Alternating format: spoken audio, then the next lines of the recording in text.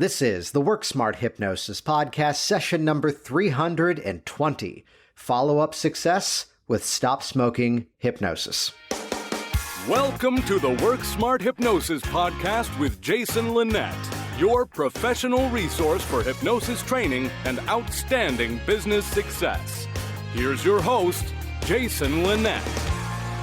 So it's a bit of a funny story before I get into the content for this week's specific episode, that the story goes back to the time frame in the early 2000s when I was working in professional theater.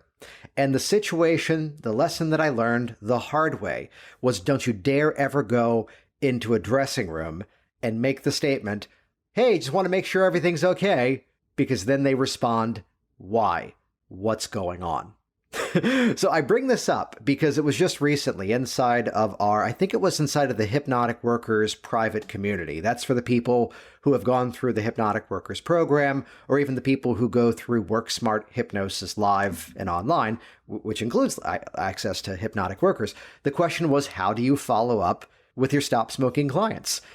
And understand this is an important topic to be addressed here because, well, first of all, it's always great to check your work. Do not fall prey to the game of assumption, as in, well, I didn't hear back from them, it must have worked. Because chances are sometimes you've bought or paid for things that didn't go so well, and it just wasn't worth the effort to go and complain.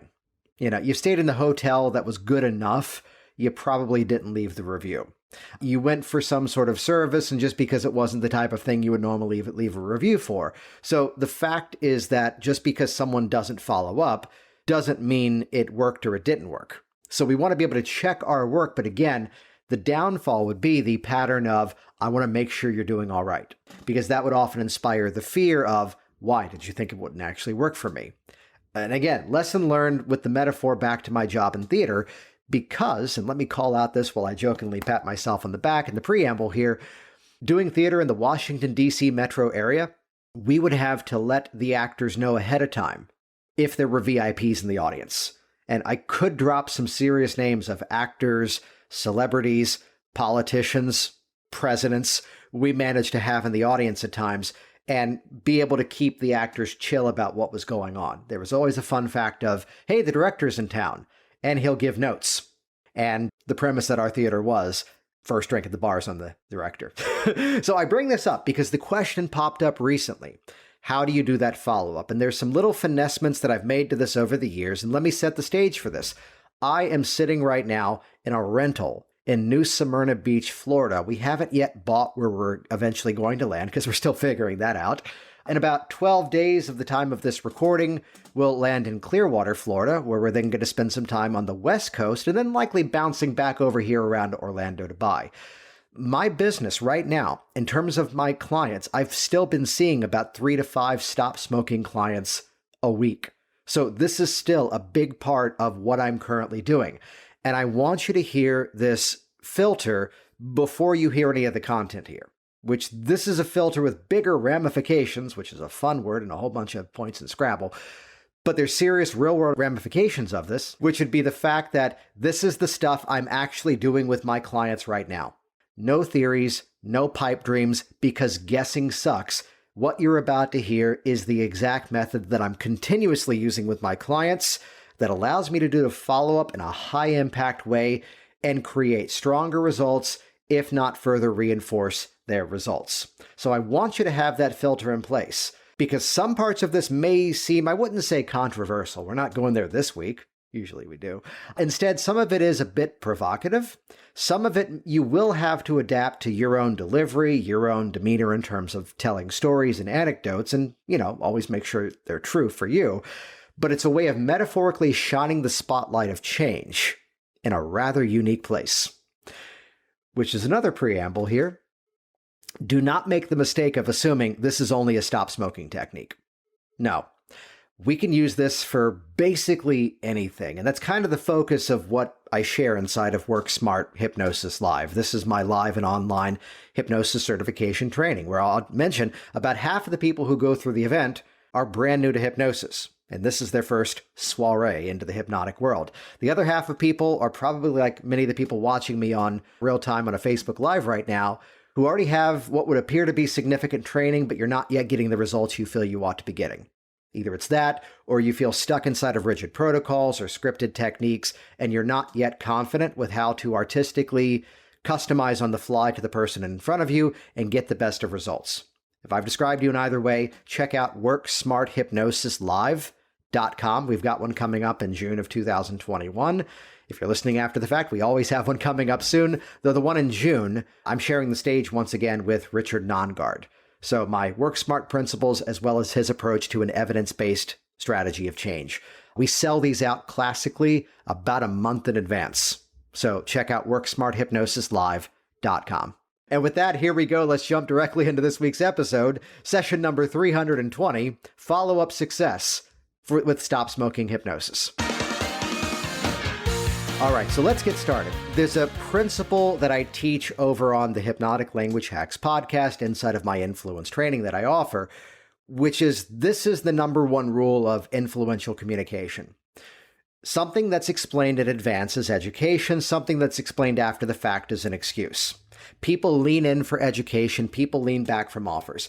The moment you understand these, the moment you understand how to hit emotional components of decisions, you now know how to motivate change. There's a massive overview of the entire world now, isn't it? So as we're talking about following up with Stop Smoking, some of the answer to what I'm about to share here would be the fact that Sales 101, satisfy objections before they arise, which, yes, I talk very often in sales and business metaphors because the same methods we would use with our clients turn out to be the same methods we could use toward business as well. We're always motivating toward a change. We're always motivating toward the next step. And whether it's the client producing an outcome or it's someone pulling out the credit card and making a buying decision, the journeys are almost identical. And once you understand the two, everything gets better along your journey as an entrepreneur, as a hypnotic practitioner. So as I mentioned in the intro a few moments ago, the question was, how do you follow up with your Stop Smoking clients?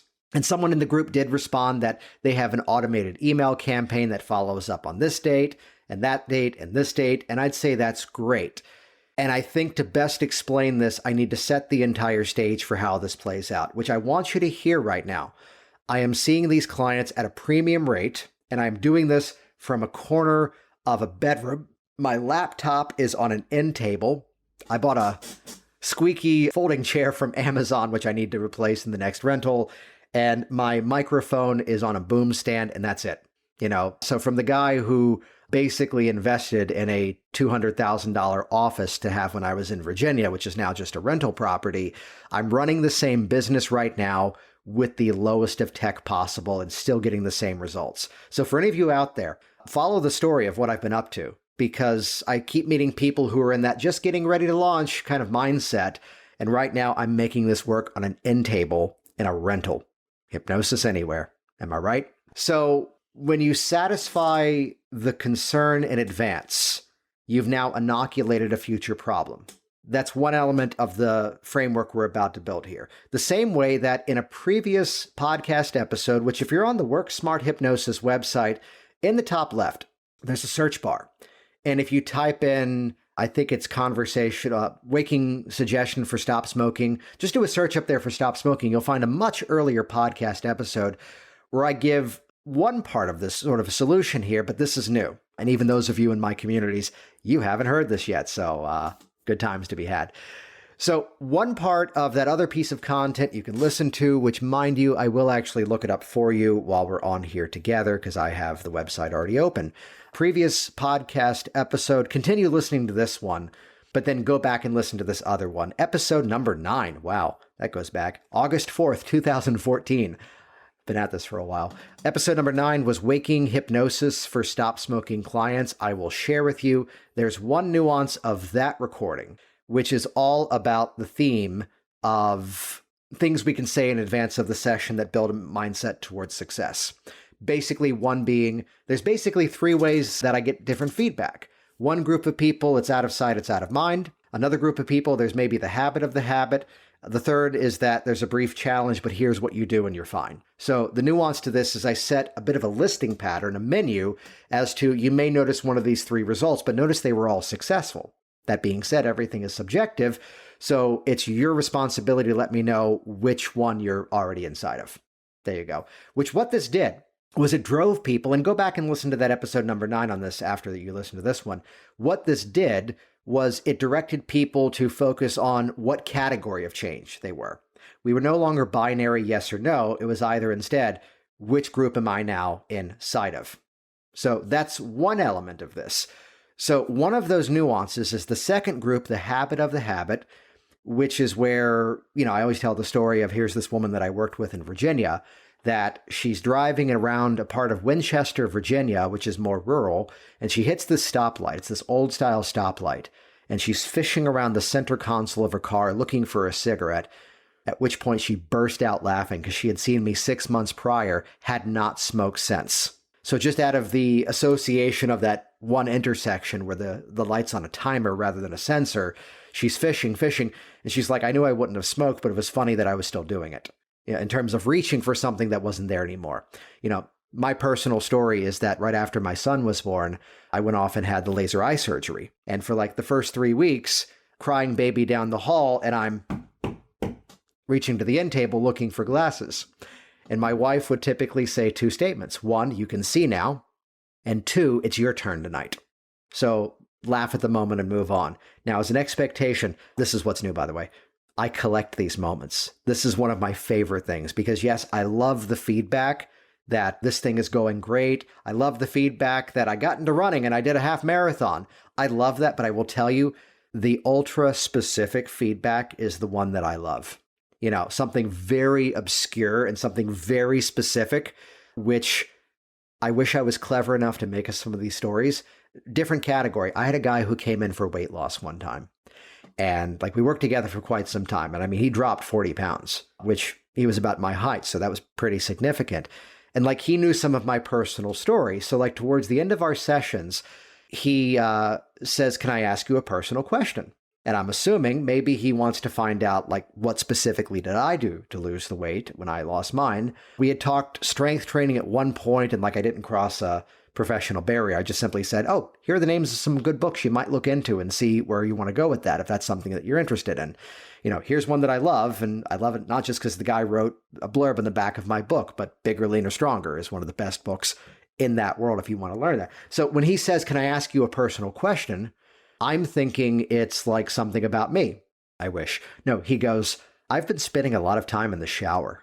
Okay. He goes, no, nothing weird or nothing, but I'm in the shower for an extra 10 minutes because now that I've lost the weight, I am just fascinated with how my body feels differently than it did before. When I'm washing my leg, I can feel my fingertips around the other side of my leg. I've never been able to do that around my leg. Washing my back, the bulge, that's why I used to never wear t-shirts, is gone now. It's just smooth. And then for those of you listening to me right now, he starts making a gesture inches away from his chest in a circular pattern. And he locks eye contact with me. And he goes, the biggest thing is the man boobs are gone now. Do you hear that often?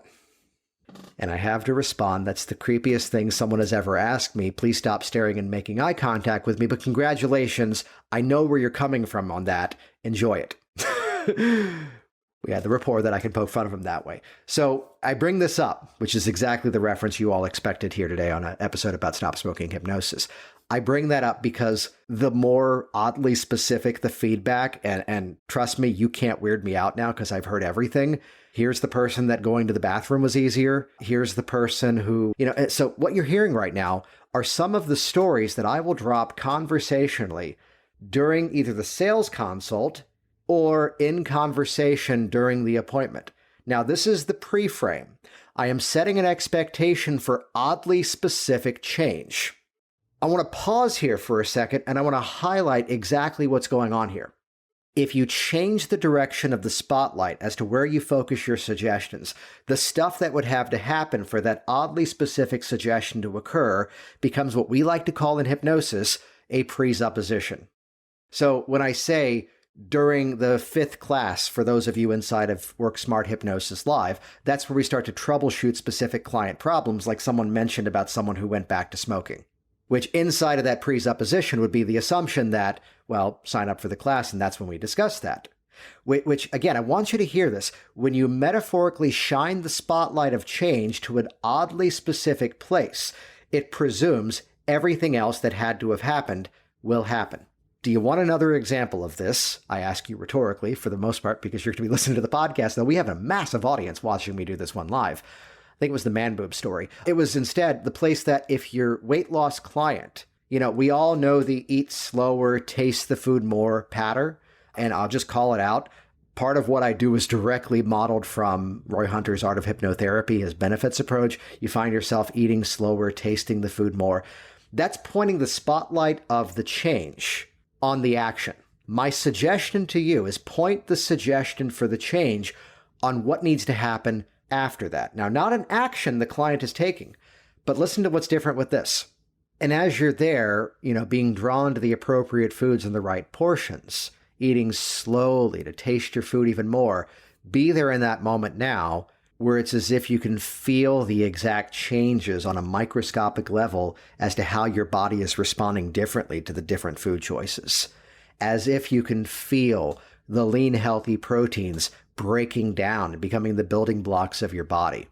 As if you can feel the appropriate healthy fats becoming the hormonal balance of your body. As you feel what's different now, I love an ambiguous suggestion, as you feel what's different now, applying to your body making use of the nutrients, the vegetables, the appropriate sources of the building blocks of your body, you find yourself becoming so deeply fascinated with how your body absorbs this nutrition. Reverse engineer. To be there with the spotlight, now it means they're doing the other things. The same way that suggesting fascination and curiosity is one of the biggest things I'm doing nowadays, because it just works, but now you see where to shine the spotlight differently. The same way that now person wants to get into some style of weightlifting, which I know not to dip into here's what I do that, because it may not be what's best for them. But the difference is now you find yourself bringing your full focus inside of that range of motion, feeling the contraction of the muscle, feeling the relaxation of the muscle, as if you can imagine the way that your body is making use of all the appropriate nutrition to build that muscle back stronger and more resilient over time. Do you see the formula here? This is what's inside of this. We are pointing that spotlight on the ultra microscopic specificity of the change, which then builds the presumption that all these other things will be happening. I have to say I've not really heard any other people talk about this. Maybe I'll throw a fancy name on it and claim I invented it. This is just the result of seeing thousands of clients and troubleshooting the fact that it's easier to get someone to stop something. It's, I won't say impossible, but it's a bit more of a challenge to get someone to start something. So if you want to get someone to start something, you change the focal point of where their attention is to what would be happening once they're already inside of it. There you go. How do I get so much stuff done? Because I do this to myself. And I had to reverse engineer it and go, how do we turn this into a process? And someone just said brilliant in the live chat for this, and I can't see your name. And I look forward to seeing who else is brilliant later on. This is gold. Oh, yeah. So again, shine that spotlight somewhere differently. So wait a minute. This is a podcast episode about increasing the success of your follow-up with stop smoking clients.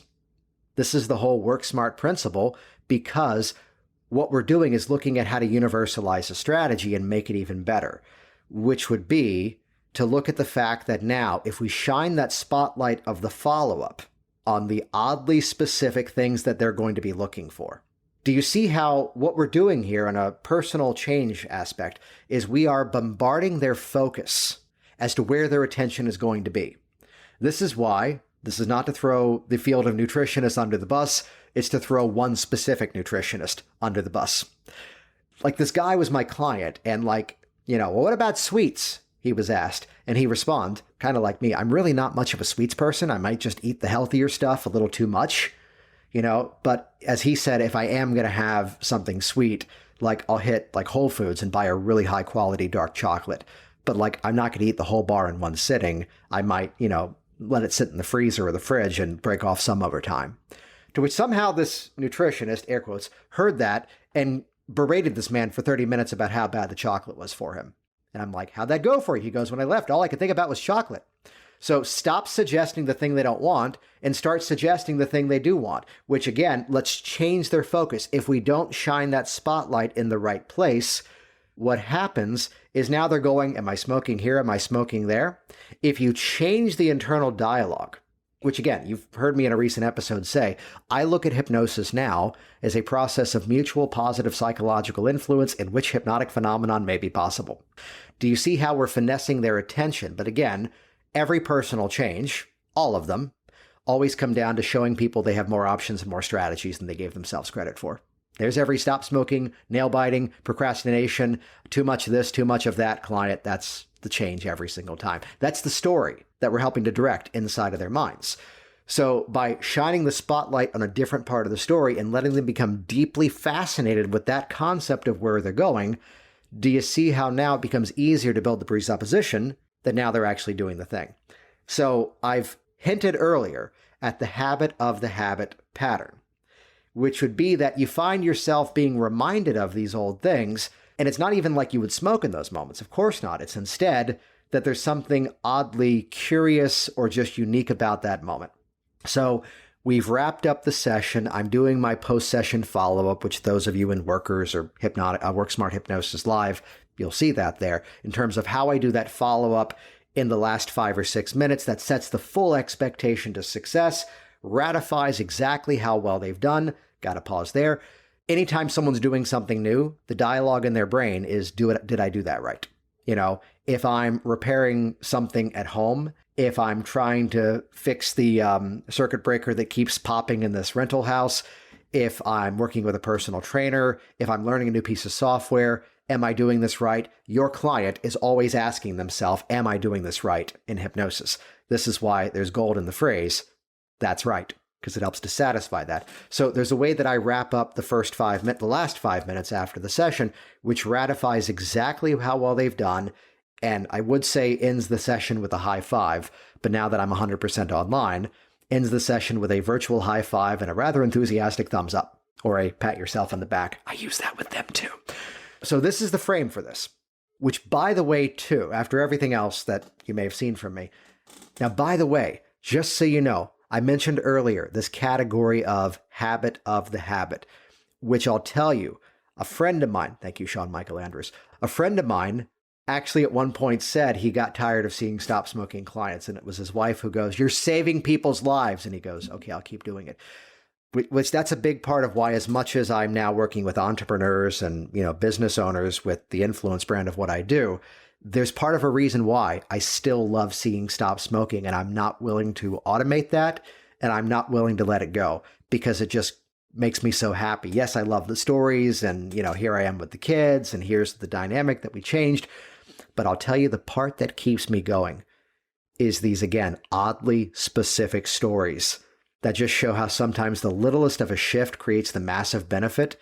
I have to give a disclaimer because you're all hypnotists. Don Motton used to tell a story which finally happened for me. So now it's my story too. Because I'll tell you, the one that I love the most, this woman called me up 3 years later. She'd been not smoking for 3 years. And she goes, I needed to call you up because of that whole habit thing. Which, first of all, thank you. You've saved my life. This is amazing. She goes, I have an African gray parrot, like the smartest birds in the world. It's the one that can sing songs and recite sentences. She goes, I dropped a few years ago like $5,000 in veterinary bills to try to figure out what was wrong with my bird. Did it get kennel cough like dogs would get in a kennel? Was it this? Was it that? She goes, and it finally dawned on me in the last 6 months. Now that I'm not smoking, now I'm not coughing. And now my bird isn't coughing either. So my bird was never sick. It was instead that the bird was mimicking me. But when the stimulus was no longer there, the bird stopped doing it. I thought you'd love that. I'm going to tell everybody I talk to now. And I do. Another one, I had a guy who was a marathon runner and actually said, in spite of the fact that I run this distance this frequently, the smoking really hasn't affected me. It was only 4 months later that he calls me up. And his intro, and mind you, he's okay, but he goes, apparently I was dying. Is everything okay? He goes, no. It used to take me 3 days to recover from a marathon, and the last race that I did, I shaved 20 minutes off of my best time. And I was active the rest of the day. It used to be, Daddy's got to lay down now because I ran 26.2 miles. He goes, the kids and I went to the mall that afternoon, and like we did a lap. Those of you that know Northern Virginia, Tyson's Corner, we did the entire mall and then even went to a trampoline park the next morning. I could have never done that before. My recovery time is so different. And yes, I've heard a little bit of everything, whether it's going to the bathroom was easier or this intimate moment was easier, or, I enjoyed the fact that I was able to put my kids to bed faster because I wasn't rushing to the bathroom to wash my hands. These are those little nuances that just make me keep doing this. So I'm going to call you up. Today's the 8th that I'm recording this. I'm going to call you in only about a week because I want to hear what those specific little odd things are that you're noticing, even if it's the fact that like you've got more cash in your wallet or whatever it is. But what time of day would be good for you to do that call? What have I done now? I have shined the spotlight in a different place. Because now we are bombarding their mind. Back to the chocolate guy with the nutritionist. My whole first round of change with him was filling the mind abundantly with all the positive choices he could make in the right portions, being drawn to those that again, now as if he could feel the nutrition absorbing into his system. Which now I have to tell you what I call that technique in my head, the Popeye method. Because Popeye would eat the spinach and instantaneously be stronger. I'd go, how do we do that in hypnosis? So stop buying books, start watching cartoons, become a better hypnotist. You're welcome. So the same idea. And again, as I had to ask myself, because over the years, I've played a bit of a survivor game in my business, especially that now the business has grown substantially and seeing individual clients is not clearly the only thing that I do. And the survivor game is I keep going back to one of my main websites and removing categories, to go, I just don't work with that now. Because, well, I have the clientele that I can focus on what I want. And I can now sometimes say to somebody that, you know what, I could help you with that. But because I know the entire industry of my profession, if I had that issue, I would call this person, which means I should give you their phone number. Are you ready to write it down? So I have built things up so that now I can focus on the specific clientele that I want. And as I asked myself a little while ago, what about the stop smoking people do I love? And this is what came to mind. And I found by bringing this level of just nerdy, specific excitement, this level of specificity to something, and making that be the focal point of some of those hypnotic suggestions, the results are incredible. The testimonials are rolling in faster, and they're having fun with it. Any humor we can bring to the process. And again, your specific style that you've heard the way that I do it in the last bit of time we've spent here, you're going to have to modify this for you. You're going to have to make this your own. You may have your own specific stories, or you can say, someone who I learned hypnosis from told me this incredible story that was so good I have to share it with you, and now use these for yourself. But the main takeaway of this is that if we're shining the spotlight of the follow-up on basically, hey, did it work? And I do have a nuance. Those of you inside of Work Smart Hypnosis Live act surprised when I do this. My bragging rights is that I sometimes will pull out the joke of, wait, this stuff works? And almost everyone I've said that to is now a full-time professional, which is a nice little nuance to that. But there's this aspect of just being surprised by the change. And yes, it's wonderful. I've saved $15,000 by not smoking for 5 years. Yes, it's wonderful that, this health benefit is there. My doctor cleared me for the surgery. But the fact that, in the morning when I go pee, it's not cloudy and ugly and it doesn't smell bad, I just realize I'm taking better care of myself. How much more specific can I get here, people? Not me, I don't smoke. It worked. No, so by focusing that attention, so look at, this is the whole Work Smart philosophy. Nobody puts hypnotic techniques in the corner. Thank you, Dirty Dancing. Look at any specific method, and look at what I've shared with you. And even better, go over to the Work Smart Hypnosis community. That's a free group on Facebook. Go to the show notes eventually, and you'll see that there. And I want to hear your commentary on how you might adapt this for other things. The fact that I direct attention in my public speaking clients to the feeling of your own voice resonating in the chamber of your own body. For that to be happening, they're speaking with confidence and using their full voice. What has to happen in the oddly specific nuances of their change? Let me direct the focus there, which then presupposes everything else dominoes for that to occur. This is a big thing that I've put into a change in terms of how I work with people. And I want you to hear the same nuance that maybe you've heard me say before here. I am constantly looking at playful language. How do we go placebo on techniques that actually work? which the premise is, how do we take methods that actually work from an evidence-based approach to hypnosis and now frame them in a much better way to make them even more effective? That's how we follow up. That's how we create greater results. That's how we create phenomenal shifts that inspire stories and turn your clients into raving fans. Jason Linett here, and once again, thank you so much for interacting with this program, for sharing this in your social media streams, and of course, leaving your reviews online. We've got a ton of them and would always love some more. Check out the details of this episode. Again, head over to worksmarthypnosis.com. That's where you can find the show notes.